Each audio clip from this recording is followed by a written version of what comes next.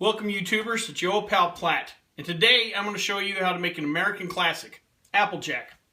So let's go!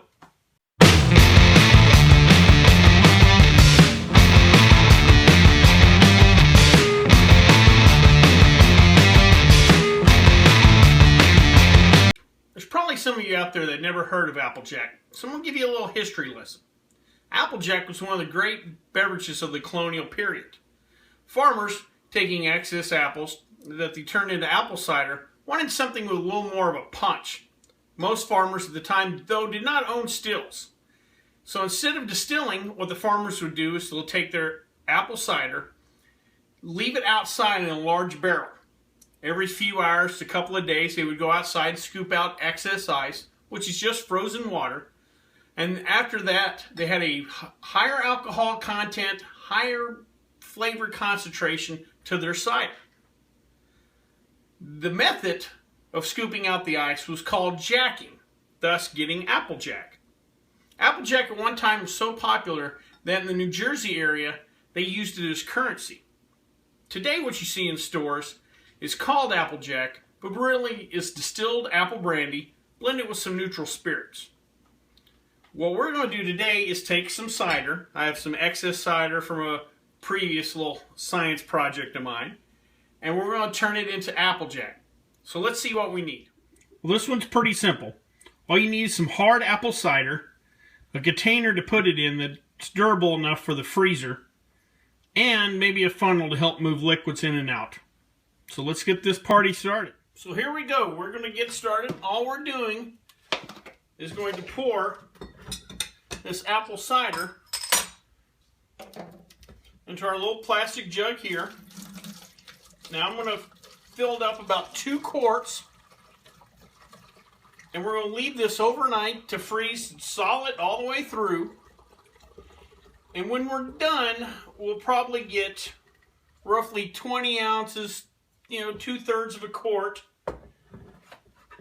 And we're starting off with 8% alcohol, hard apple cider, and we'll end up with probably in the mid 20% alcohol Applejack.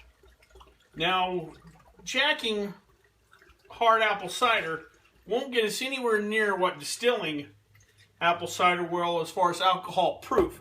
But a lot of times you can double and triple whatever it is you're frost distilling. So like I said here, we're probably going to go from anywhere from 8 to 10% to mid 20s to low 30% or close to 50 proof, which is as strong as many cordials out there on the marketplace.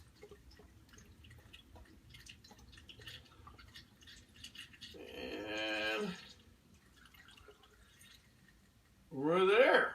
Voila! We'll seal this up. We'll throw this in the freezer, leave it overnight, and then we'll see what we have. Well, we've let this freeze overnight, and now all we're going to do is open it up. We're just going to tip her upside down in a jar, and we're going to let this melt. And what you'll notice while it's melting is that all the color will start to work its way down into our jar. Eventually, all we'll have left here is ice. And we'll have about 1/3 of this volume down here as our finished product. Well, it's thawed out, and as you can see, the color's dissipated up top, and we've cut the volume by a little over half. So what we're going to do now is take this off, and we'll discard the rest of the ice later. What we have here now is something that's close to around 20% alcohol, 40 proof, with a more intense flavor. Next thing we need to do is give her a taste.